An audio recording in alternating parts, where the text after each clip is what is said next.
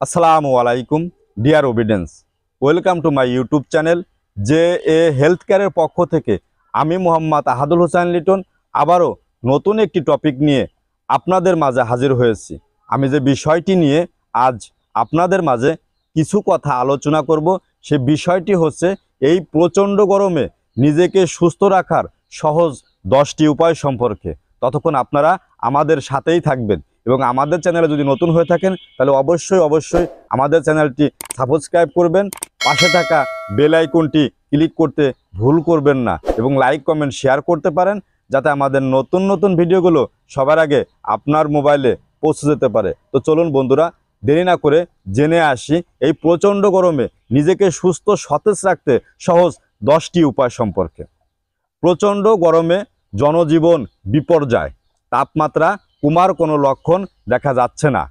এই তাপমাত্রায় সবচেয়ে ঝুঁকিতে থাকে শিশু এবং বৃদ্ধরা, তবে এটা যে কোনো মানুষের জন্যই বিপজ্জনক হতে পারে। তাই কিছু সতর্কতা মেনে চলা আমাদের জরুরি। চলুন জেনে আসি সেই 10টি বিষয় সম্পর্কে। 1. প্রচুর পরিমাণে পানি পান করুন। তৃষ্ণা না করলেও নির্দিষ্ট সময় অন্তর পানি পান করুন। সব সময় সঙ্গে বিশুদ্ধ পানি রাখার চেষ্টা করুন। ঘরে বিদ্যমান তাপমাত্রা থাকা পানি ধীরে ধীরে পান করুন। ঠান্ডা পানি অথবা বরফ পানি পান করা থেকে বিরত থাকুন। যদি আপনি ঠান্ডা পানি বা বরফ পানি পান করেন তাহলে আপনার মানবদেহের ছোট ছোট রক্ত কণাগুলি ফেটে যেতে পারে, এমনকি রক্ত চলাচল ব্যাঘাত ঘটতে পারে। এ সময় আপনি দ্রুত অসুস্থ হয়ে পড়তে পারেন। 2. বাহিরে থাকার সময় হাত পা রোদের স্পর্শে থাকলে পারে, তাহলে বাসায় ফিরেই তাড়াহুড়া করে হাত পা ধুবেন না বা গোসল করবেন না। এক্ষেত্রে হাত পা বা গোসল করার সময় আপনি কমপক্ষে আধা ঘন্টা অপেক্ষা করতে পারেন। 3. এই সময়ে যতটা সম্ভব বাইরে বের না হয় ভালো, বিশেষ করে বেলা 11টা থেকে 4টা পর্যন্ত রোদের তীব্রতা অনেক বেশি থাকে। 4. বাইরে বের হলে ছাতা টুপি সঙ্গে রাখুন। পা ঢাকা জুতা বা হালকা ঢিলেঢালা সুতি পোশাক পরুন। আটশাট বা সিনথেটিক কিছু পরবেন না। সানগ্লাস বা সানব্লক ব্যবহার করতে পারেন, যাতে আপনার রোদের তাপ শরীরে প্রবেশ করতে না পারে। 5. শরীর অসুস্থ হলে খাবার স্যালাইন পান করুন। বাড়িতে শরবত, ফলের রস, লেবু পানি, লাচ্ছি বানিয়ে খেতে পারেন। প্রচুর ফলমূল খান, যাতে প্রচুর পরিমাণে পানি আছে। এভাবেই শরীর সবসময় হাইড্রেট রাখার চেষ্টা করুন। প্রচুর পরিমাণে ফলমূল খেতে পারেন, যে ফলমূলে প্রচুর পরিমাণে পানির তৃষ্ণা নিবারণ করে, সেই সব ফল আপনি অবশ্যই খেতে পারেন। 6.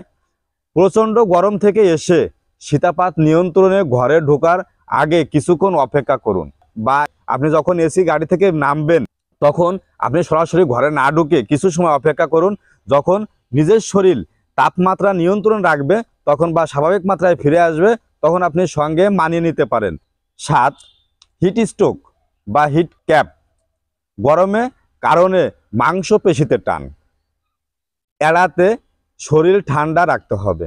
খুব গরম লাগলে চোখ মুখে পানির ঝাপটা দিন। পারলে ঠান্ডা পানি দিয়ে গা স্পঞ্জ করে নিতে পারেন, এতে আপনার শরীর এবং পানির তৃষ্ণার নিবারণটা কম হবে। 8. প্রতিদিন অবশ্যই গোসল করুন এবং পরিষ্কার পরিচ্ছন্ন থাকতে হবে।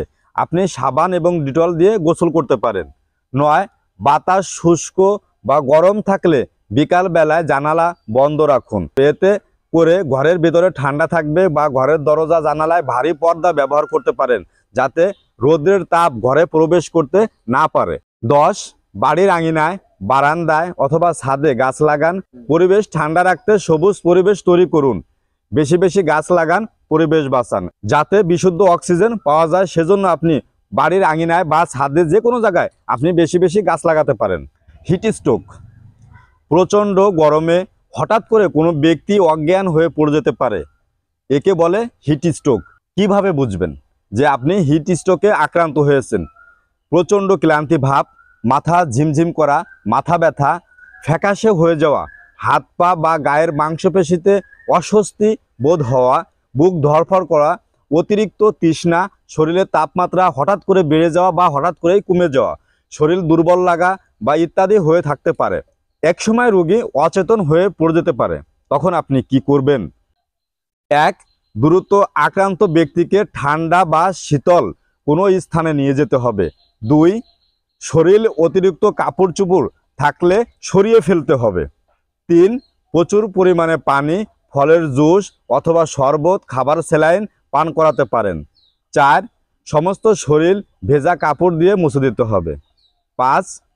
শরীর ঠান্ডা করতে এয়ার কুলিং ফ্যান ব্যবহার করতে পারেন। 6.